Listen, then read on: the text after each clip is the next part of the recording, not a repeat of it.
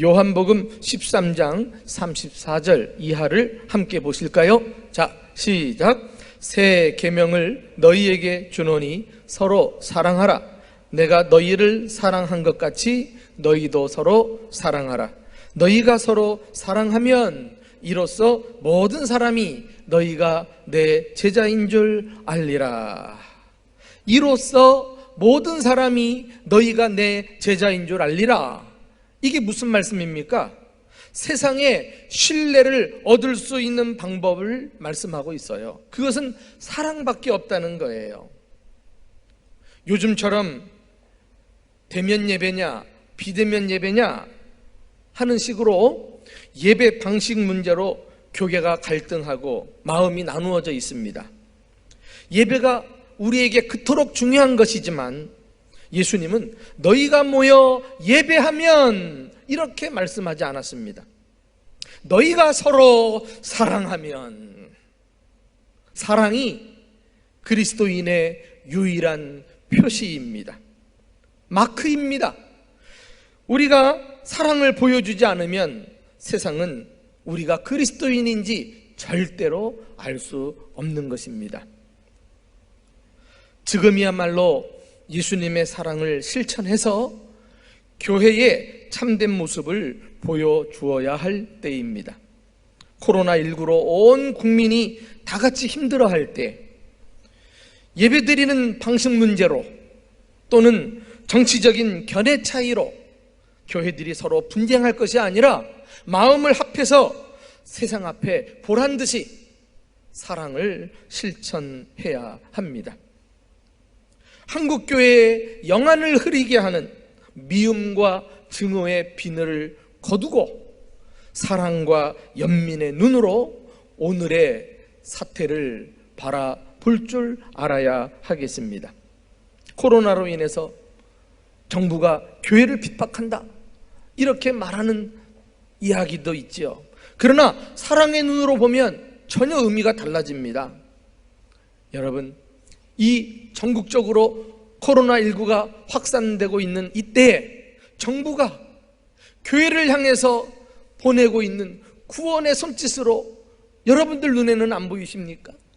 세상에 여러 종교와 여러 단체가 많지만 유독 그래도 교회를 신뢰하기 때문에 우리를 좀 도와주세요, 이렇게 교회를 향해 구원을 요청하는 그런 안타까운 몸부림을 우리가 볼 수 있어야 하겠습니다. 비대면 예배를 드릴 때 지역 주민들이 예배를 드리는 교회에 민원을 내가지고 경찰들이 와서 살피고 가고 하는 이런 일이 있었어요. 그래서 교회들마다 지역 주민들에 대해서 안 좋은 감정을 갖고 삽니다. 그러나 여러분, 그것도 그리스도인의 바른 태도가 아니죠. 사랑의 눈으로 보시면 교회 주변의 주민들이 근심 어린 표정을 하면서 교회를 염려하고 다니고 있는 모습이 보이지 않습니까? 또 한간에는 코로나는 과장이다, 과장된 것이다, 이렇게 이야기하는 사람들도 있어요. 그러나 여러분, 이게 웬 말입니까? 지금 우리의 눈에 방역 당국과 의료진들과 보건 공무원들이 코로나와 처절하게 사투를 벌이고 있는 그 모습이 보이지 않습니까? 그들이 지금 쇼하고 있는 겁니까? 그렇지 않아요.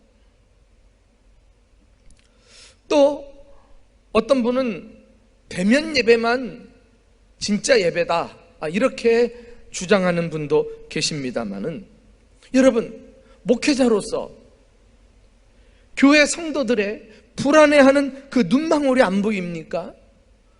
물론 목회자니까 우리는 예배를 드립니다, 교회 나오십시오 하면 그래도 목사를 따라 예배를 드리려고 하는 사람이 있을 거예요.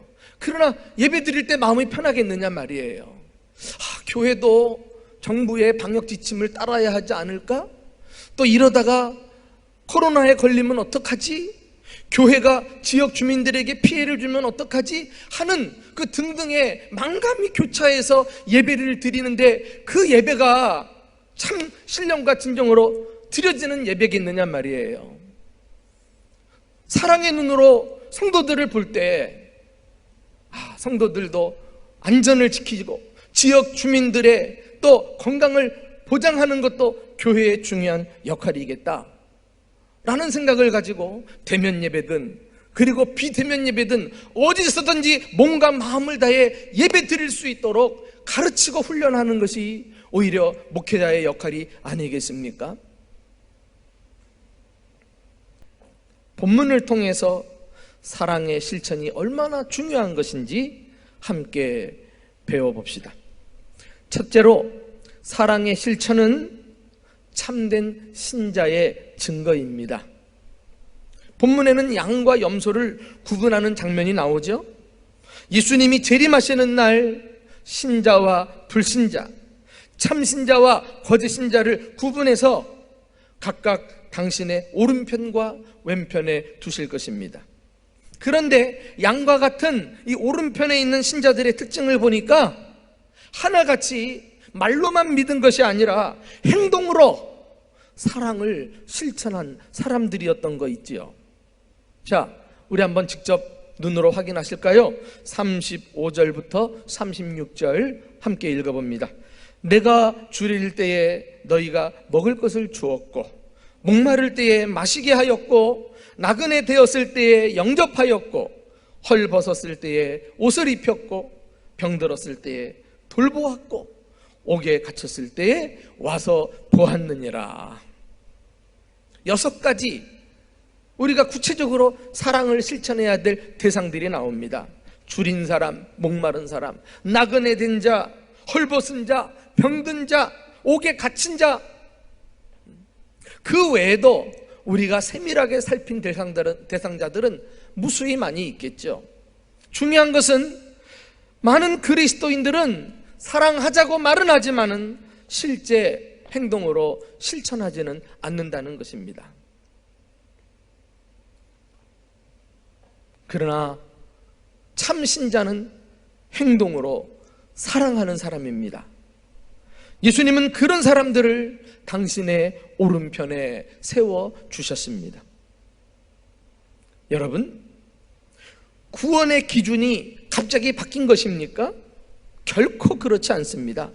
구원의 기준은 언제나 예수 그리스도, 그분을 믿음으로 제사함 받고 구원받는 것은 만고불변의 영적 법칙입니다.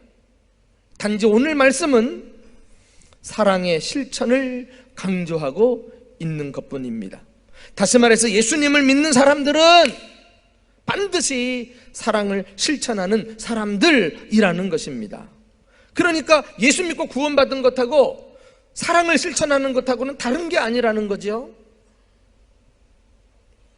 예수 믿었다고 자신만만해하면서 정작 이웃에 대해서는 무관심하고 이웃에게 사랑을 실천하지 않는다면, 정작 도움이 필요한 사람들에게 직접 다가가서 도움을 베풀지 않는다면 그런 사람의 믿음은 인정할 수 없다는 것입니다. 앞서 살펴본 대로 예수님의 말씀을 잊지 않으셨죠? 서로 사랑하면 이로써 모든 사람이 너희가 내 제자인 줄 알리라. 우리는 믿음을 하나님께만 인정받으면 되는 줄 알았는데, 그러면서 사람과의 관계는 소홀히 여겼잖아요. 내 눈앞에 있는 이웃들을 함부로 대하고 무시하기까지 했잖아요. 그들에게 상처를 주는 것이 다반사잖아요. 언제 우리 기독교의 품격이 이 정도밖에 안 됐더랍니까? 참된 믿음은 하나님에게뿐만이 아니라 세상 사람들에게도 인정받는 것입니다. 우리 그리스도인들은 무슨 일이 있어도 나와 함께하는 불신자들에게 당신 때문에 죽어도 교회 안 가, 이런 얘기 들으면 안 돼요. 내 금전적으로 손해가 있어도, 내 명예에 어려움이 있어도 그 신앙의 가치, 그 이웃에게 전달하는데 우선순위를 두고 양보해야 돼요. 희생해야 돼요. 이것이 십자가 정신 아닙니까?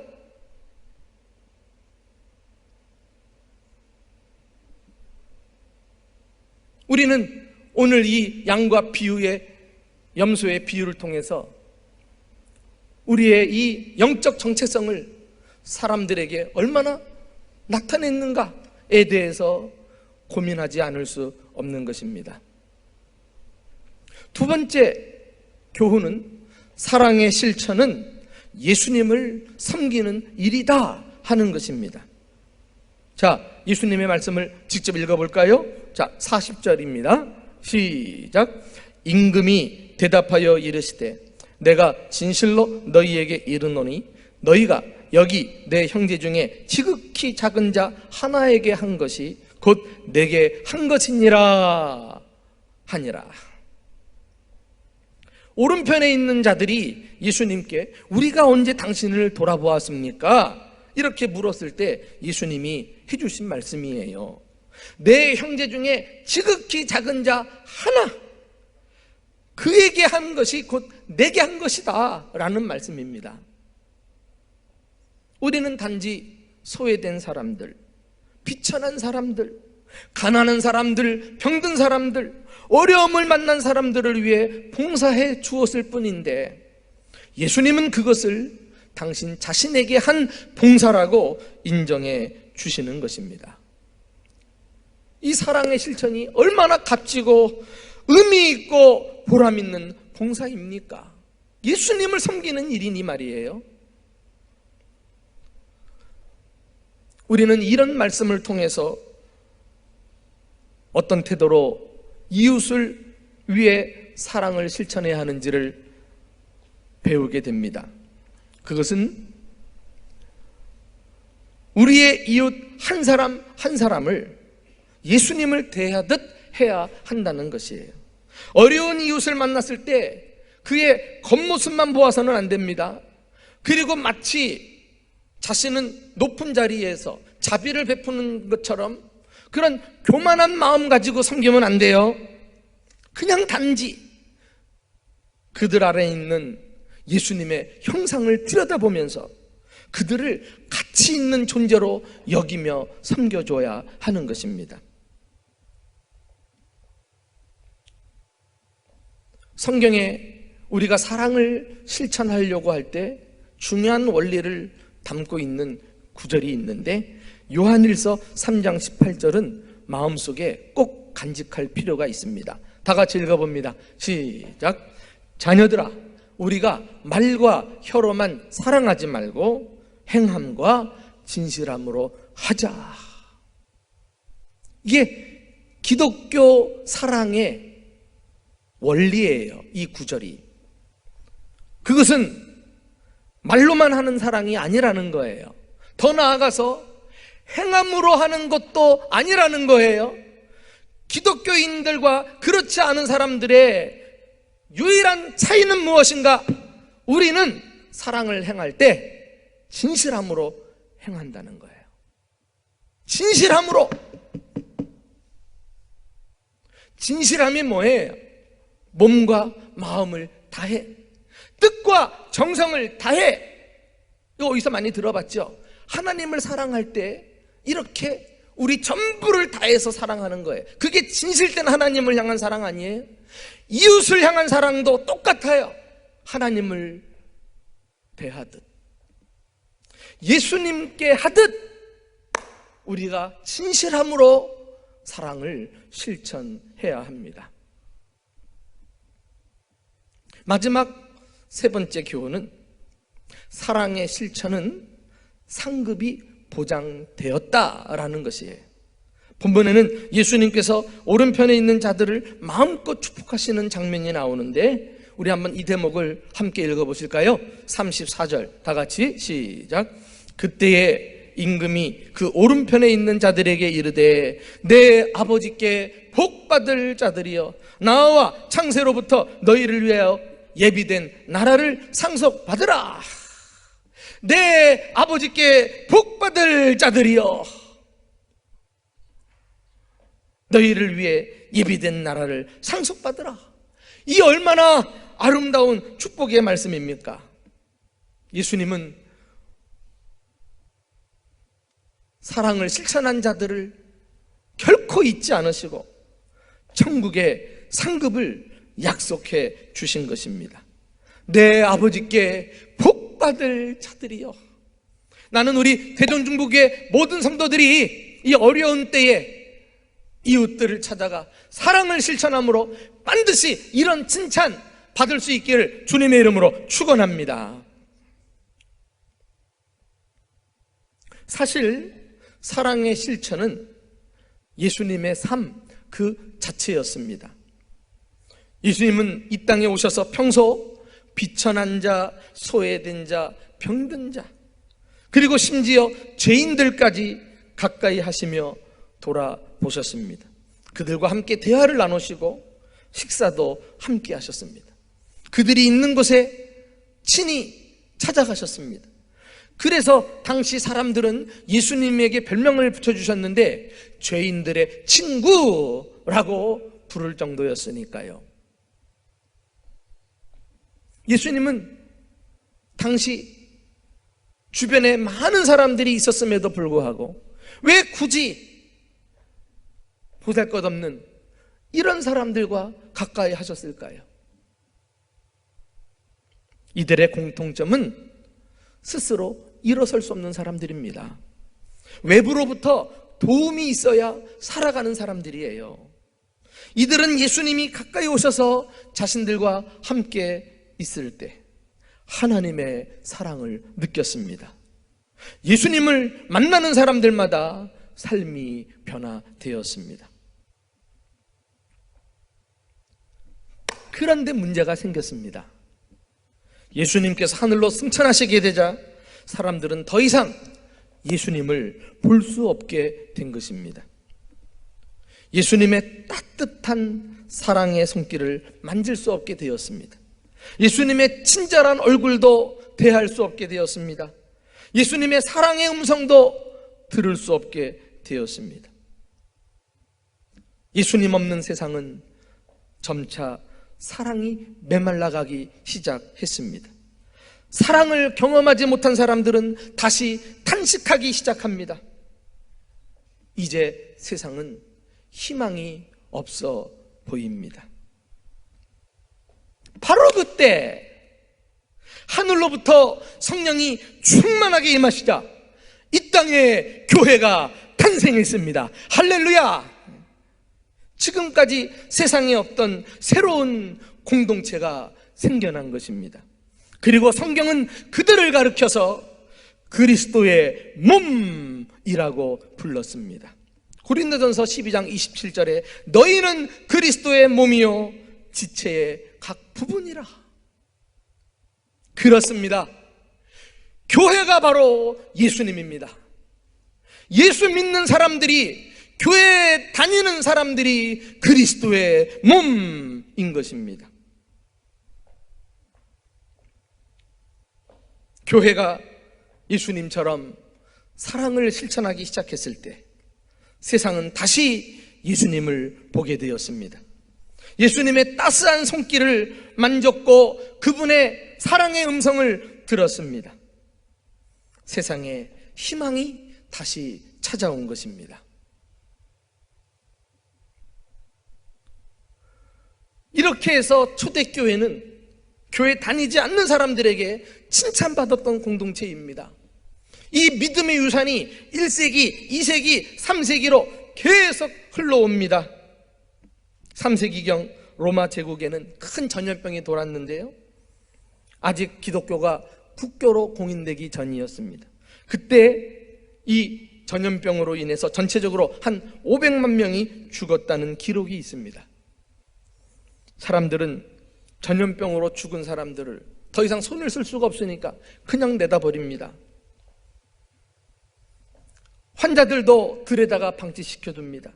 그때 3세기 그리스도인들이 나서가지고 죽은 사람들을 역시 또 매장을 해주는 거예요. 환자들에게 다가가서 극진히 돌봐주는 거예요. 교회 역사학자들은 그 결과로 인해서 로마 제국에는 기독교인들이 폭발적으로 증가하게 되었고, 그 힘으로 인해서 AD 380년에 로마는 기독교를 국교로 공인하기에 이르렀다고 말하고 있습니다. 이렇게 그리스도인들은 세상이 어려움을 만났을 때, 제네나 때에 세상 사람들은 자기 몸 하나 간수하기 바쁘지만 그리스도인들은 앞장서서 이웃을 사랑으로 돌보는 사람들이었습니다. 1세기 그리스도인들이 그리했고 3세기 그리스도인들이 그리했고 중세 그리스도인들이 그러하지 않았습니까? 여러분, 우리가 이웃에게 사랑을 실천한다고 할 때 그 일이 얼마나 수고롭고 번거롭고 힘든 일인지 우리는 잘 알고 있습니다. 그러나 지금까지 우리가 피 흘려 신앙의 유산을 물려준 신앙 선배들, 그들의 혜택을 받고 이렇게 풍요로운 영적인 은혜를 누리고 살면서 어느새 우리 신앙이 변질이 돼가지고 나도 모르게 우리 신앙이 심히도 개인주의에 빠졌습니다. 나 혼자 뭐 세상이야, 내 이웃이 어떻게 되든지 간에 나만 잘 믿으면 된다. 그런 말씀이 어디 있어요? 그건 내가 복음이에요. 내가 복음. 내가 스스로 원칙을 정해놓고 세상 사람들 하나 인정하지 않는데 나 혼자 믿는 것은 참 믿음이 아닌 것입니다. 어느새 나도 모르게 우리는 너무 이기적인 믿음을 가지게 되었어요. 예수 믿고 내 실속 챙기는 거예요. 나 잘 되고 내 자식 복 받으면 돼. 시간이 흘리면서 어느새 우리 신앙이 기복적인 신앙이 되고 말았어요.